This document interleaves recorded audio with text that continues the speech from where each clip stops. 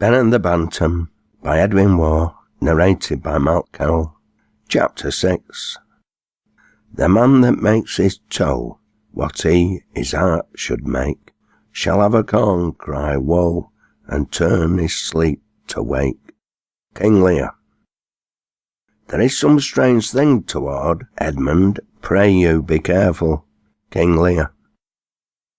Twilight had melted away upon the landscape once again, and hill and dale were breathing perfumes into the air. Another summer day had fleeted by with song and sunny toil amidst the flush of nature's loveliness, and the tired moor had wandered home to sleep till cockcrow woke him to dip his scythe in morning's fragrant dew once more. The wind had dallied with evening's sweet odours so long that, growing drowsy with delight, it had closed its wings and gone to rest.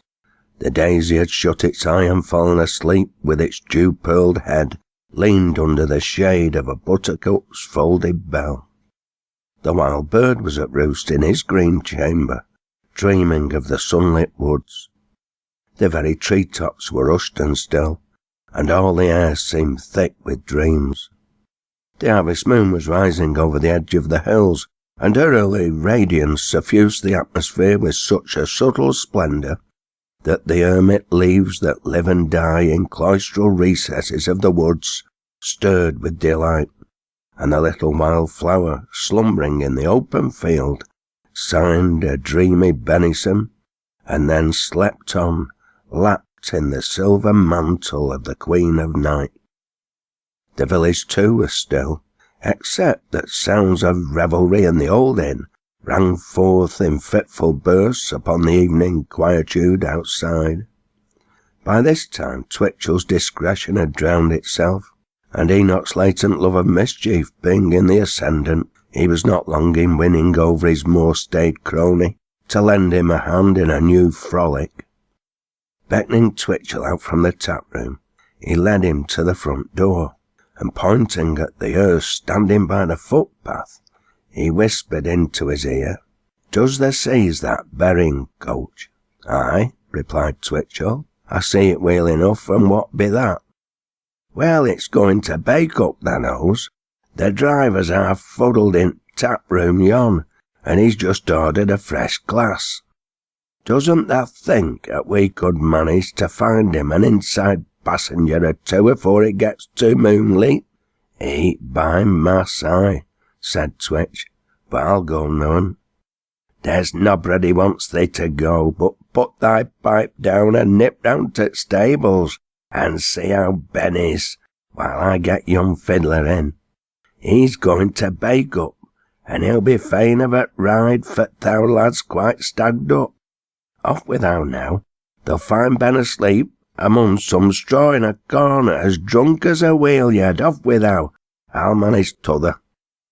Twitchel was delighted with the job, and flinging his pipe into the room, he stole round the house to the stable in the backyard to look for poor Ben. In the meantime, Enoch went lounging carelessly back to the tap-room, and creeping slyly up to the fiddler, he whispered to him, "Which gate are you bound?" "I'm going to the town of Bake-up." "Wilt have a chap ride?" "Well, sir, thank you, sir. I'm sure I'm much obliged. I've come a long way today, sir." "Then I'll go." "Oh, yes, sir, I'm glad at chance, sir, thank you." "But it's a berrying coach." "A what?" "A yerst." "What's that?" "One of those coaches that they carry in coffins in at funerals." The fiddler stared at Enoch and gave a quiet low whistle, long drawn out. "Well now, upon my soul, that's a new idea. But what's the odds? I don't care a rap. It's better than padding the hoof tonight, anyhow." "Then you and go?" "Oh, yes," replied the fiddler. "I suppose we shall have to ride in something of that kind some of these days, and I may as well get my hand in when there's a chance." "Well then," said Enoch, "sup up and slip out as quietly as you can. I'll be after you in a minute." As soon as the fiddler had gone out, Enoch crept up to the side of the driver, who sat drinking with the landlord, and slapping him jovially on the thigh, he asked him how he was getting on. "Oh," replied the driver. "All right. Wilt have another Jill with me?" "I've no objections," replied the driver.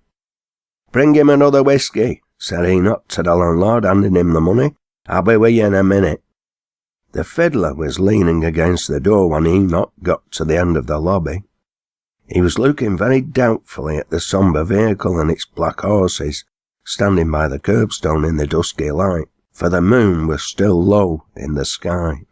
"Come on," said Enoch. "It's all right. You're bound to bake up, and he's bound to bake up. He gives no fur. So you've naught to do but let yourself out snugly when he stops. Creep in his knobbery house. Get up to fur corner, yon." "I don't much like this, my friend," said the fiddler, looking inside. "But what's the odds?" continued he, putting his fiddle inside and creeping after it. "What's the odds, so long as you're happy? Upon my soul, it's a black-looking shandry, though, my friend." "Well, it's nothing of a late colour's breed, as you're saying," replied Enoch. "But it'll make a difference in neat time. It's better than walking. Now, you mun creep up to yon top end. There's another chap coming. He's going to the same gate.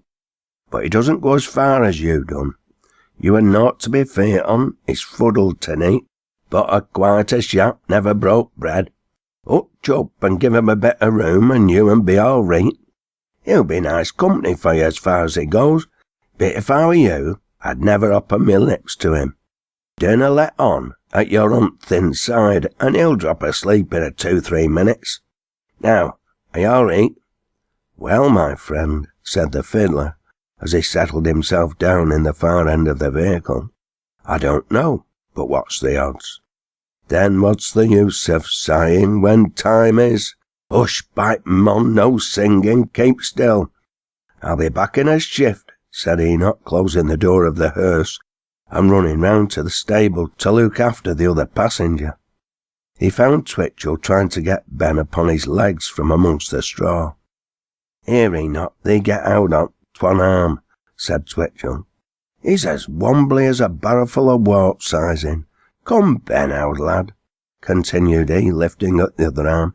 "Get yourself together. It's time to go home, mon. Come, stir those legs, dost ye hear?" "He's as drunk as a wheel yed," said Enoch. "Untie his handkerchief," replied Twitchell. "He'll be better when he gets into there. Come, Ben, my lad." "We want to know any of your sheep yed, nor not a belonged you," said Ben. "Go, Betty. Art a bound to pull me shoulder out of the joint? Go, that riving me clowers." When they got him to his feet, he looked mazily round at the gloomy stable as they held him up. "Where am I?" said he. "This is no one of our house. Where's our Betty? I want to go home." "That ain't Toes yet stable," replied Twitch. "I want thou to ride home. Come on, mon." "Where's Jackass?" said Ben, as he blundered out at the yard door supported by Twitch and Enoch. "Where's my Jackass?" "The Jackass is gone home long sin," said Enoch. "Doesn't thou remember Joe tacking it many an hour sin?" "Nobby's no business with my Jackass. I'll have my Jackass afore I stir another peg," said Ben, setting his feet doggedly before him to resist further progress. But half by persuasion and half by force, they got him to the door of the hearse, and when, with considerable difficulty, they got him lifted in, Enoch said, "Dear old lad, they'll be all right now." "No, no," said Ben, as he lay at full length upon his back. "Bring that Jackass here. I'll not stir till I get me Jackass." "Drop asleep," replied Enoch. "That's all right. Thou'll find Jackass when thou gets home." And he closed the door of the hearse and turned the handle upon the 2 inside passengers. "Getting dark," said Ben, turning over on his side, and as he settled down with his head upon his arm, muttering an incoherent monologue, in which demands for his donkey mingle with broken allusions to red herrings and besoms, and quaint affectionate addresses to Betty and the children, sleep fell upon him again, and all was still inside but the deep breathing of the overdone besom maker. The poor fiddler was crouched as quiet as a mouse in the far corner, and he began to feel so uncomfortable in that gloomy coffin coach that he was seriously contemplating an escape into the open air, when he heard the driver and his companion mount in the box seat, and Enoch and the landlord joking with the driver, as he trimmed his reins for a start. "They'll call that bull's head, I guess," shouted Enoch from the doorway. "Oh, aye," replied the driver, "I'll call there if I call nowhere else. Good night to ya." "Good night, our mum," shouted Enoch and the landlord, as the hearse started off. Away rolled the dusty chariot of the dead with its black, long-tailed horses, contrasting strangely with the broad moonlight, which now flooded all the landscape.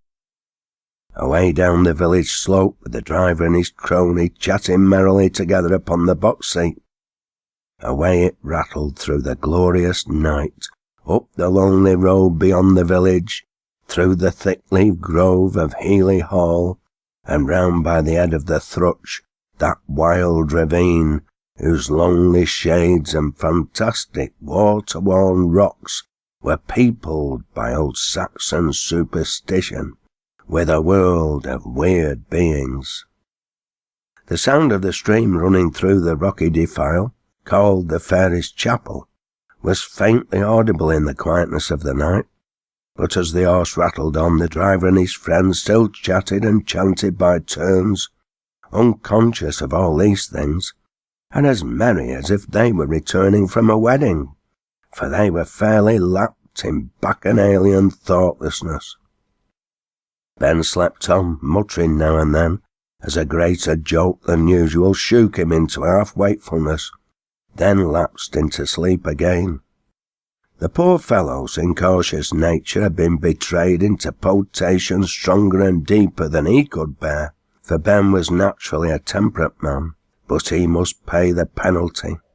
Dame Nature's laws are loaded with beneficence, and she never fails to burn the finger that touches the fire, because she loves it.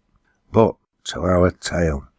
The fiddler had partly reconciled himself to his strange ride, and he lay huddled silently in the far corner of the hearse, listening to the deep breathing and broken exclamations of his mysterious fellow-traveller, and longing for the end of the journey. He was tired of the wanderings of the day, and he was glad to rest, but in all his life of strange adventures he'd never ridden in such a coach before.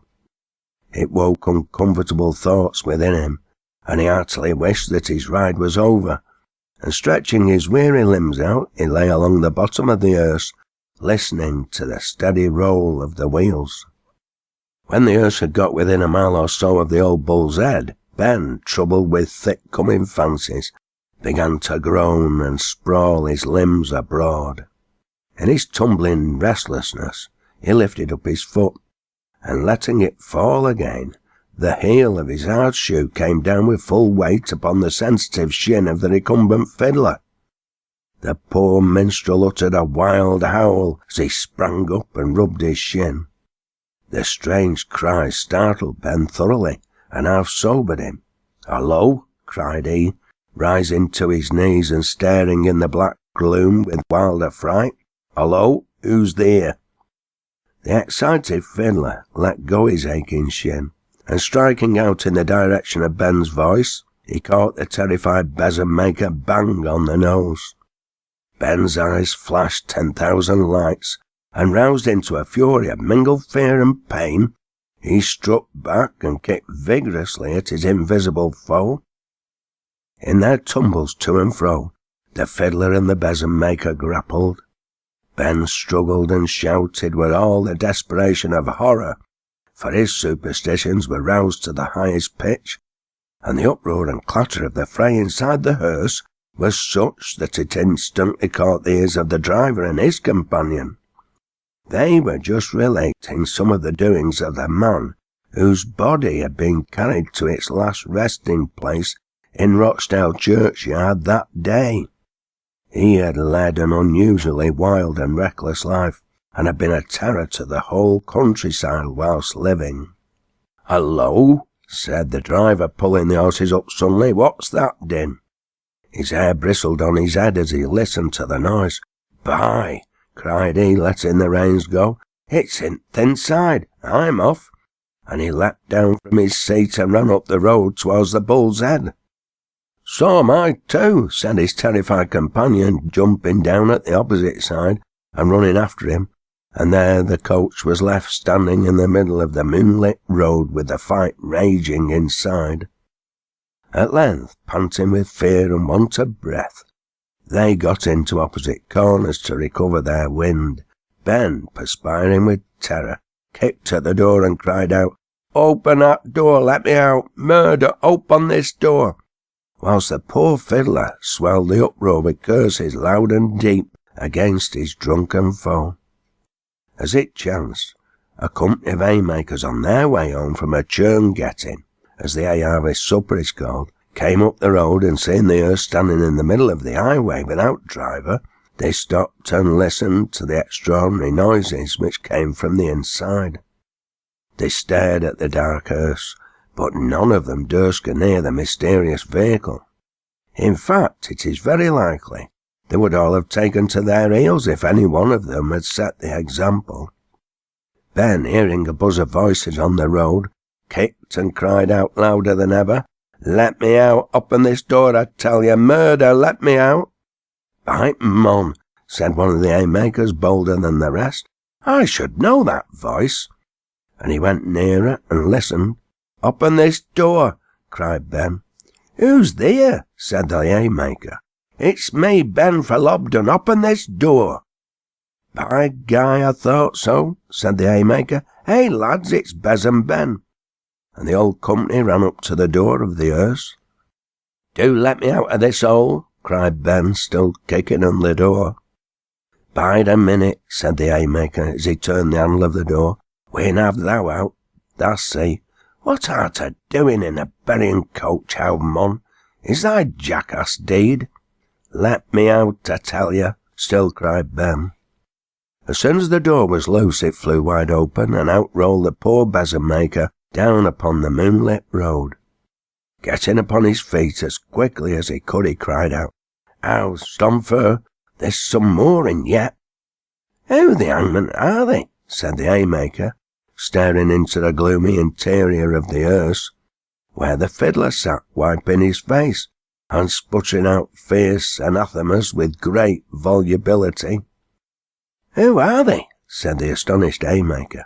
"Nay," replied Ben, drawing his jacket sleeve across his bleeding face, "I dunna know what it is, but I've had enough on it. It's browsing me nose. Look out," continued he, retiring from the front of the hearse. "Look out, it's coming." The wondering rustics cleared away from the door of the hearse, and out scrambled the wandering fiddler, holding in one hand a lap torn from his coat, and in the other his instrument, which had escaped in a wonderful way with no other damage than a split bridge and 2 broken strings. But his eyes and his swollen lips bore unmistakable marks of the recent conflicts, and the old hat upon his head was flattened into acute creases, as if the combatants had rolled over it. A burst of mingled laughter and surprise from the haymakers greeted this battered apparition. Ben, who had still some difficulty in keeping his feet, stood gazing an instant at the strange figure, wondering where he'd seen it before, when all at once a gleam of clear recollection broke through the haze of his foggy mind, and he recognised the fiddler. "Hullo!" cried he, staggering forward. "By maskins, old mon, I think I've seen thee afore. I've either lost my senses or a fonder fiddler. Weren't it thee that were tweedling and doing at toes yet?" "Don't you come the old soldier over me, my fine fellow," replied the enraged fiddler, putting Ben's hand aside. "I'm as good a man as you any day. You're no gentleman, sir. I'm not the man to be made game of by a yokel like you. Look here, if you think so, you'll find yourself pretty considerably mistaken. I've seen too many Christmas days to be afraid of frogs, I can tell you." "I know naught who it were, Albred," replied Ben, still offering his hand. "By mon, tha did give me sick a whisk over th' nose. God bless thou, old lad. It leaked like a thunderbolt again this bit of lump o' mine. Give me thy hand." "Oh, you be blowed," said the fiddler, still refusing Ben's offered hand, and becoming all the more nettled on account of the merriment of the haymakers, who stood around enjoying the scene amazingly. Ben still persisted in swaggering fondlingly about the indignant fiddler, holding out his right hand towards him, and now and then feeling at his own swollen nose with the other. "Thah's bound my head up and down that hole, old lad," said Ben. "Me nose keeps stinging and lutching like boiling porridge. God bless thy heart, old tweedler. Give me thy hand.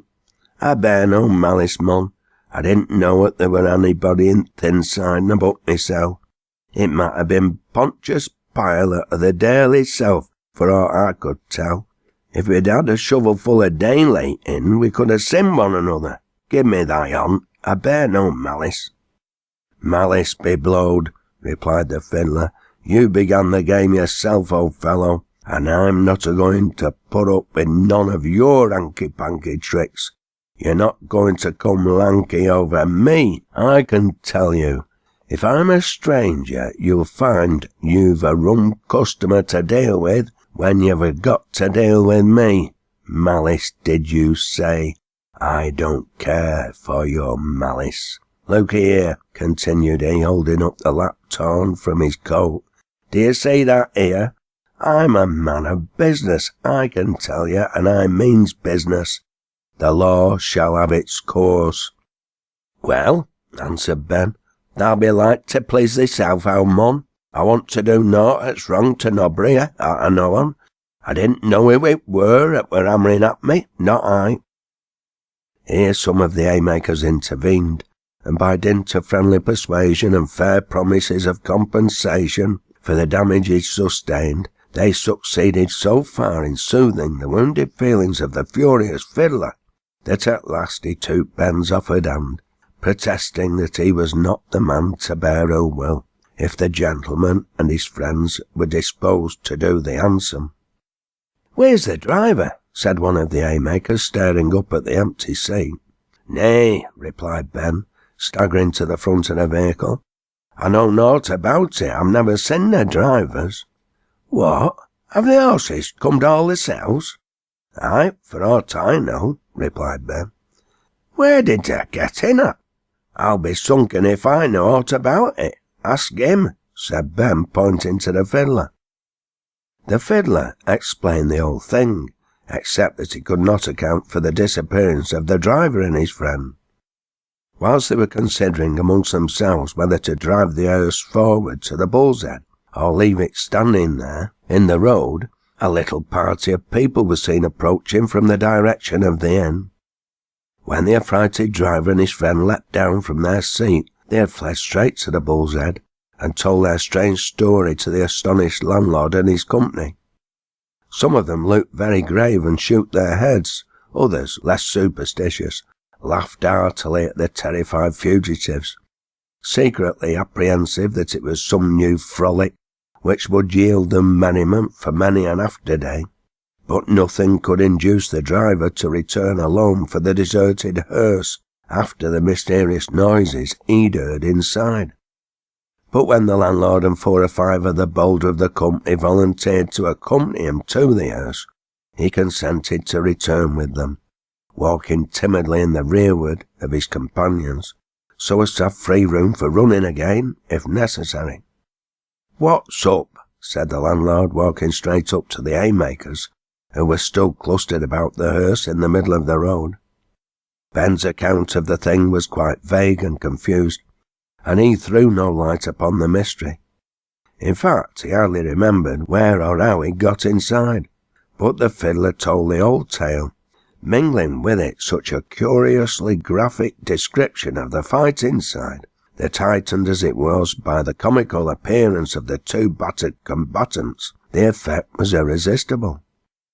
The driver was a merry fellow who could stand a joke, and he joined in the boisterous laughter which greeted every quaint turn of the fiddler's story. "I'll tell you what," said he, now coming boldly to the front when the mystery was cleared up. "This favor's one of old Enoch's tricks at Shea Clough." "By Thectum, I believe that reet," said Ben, suddenly remembering something about Enoch helping him into the coach. "I thought it were," replied the driver. "Well, come," said the landlord, turning to the driver. "Jump up and drive on to our house. We mun wash this Malc down with summat. Here," continued he, addressing Ben and the fiddler, "you two may as well ride to fur end now, if you can agree." "I'm willing," said Ben, but the fiddler refused, declaring that he would never ride in a coach like that again till he could not help it. When they'd helped Ben inside again, he insisted upon the door being left open, and away they went slowly towards the inn, the sombre vehicle contrasting curiously with the merry party which accompanied it. Ben's wife was in the kitchen, talking with the landlady, when the hearse came to the door of the inn. When the donkey arrived at home in the care of a stranger, Betty had made many inquiries about her husband, but Joe's answers to her questions were so vague that her heart was filled with apprehensions of mischance, and she'd come down to the inn to seek her husband. "Betty," said the landlord, looking into the kitchen, "there's a parcel at door yonder for you. Be sharp."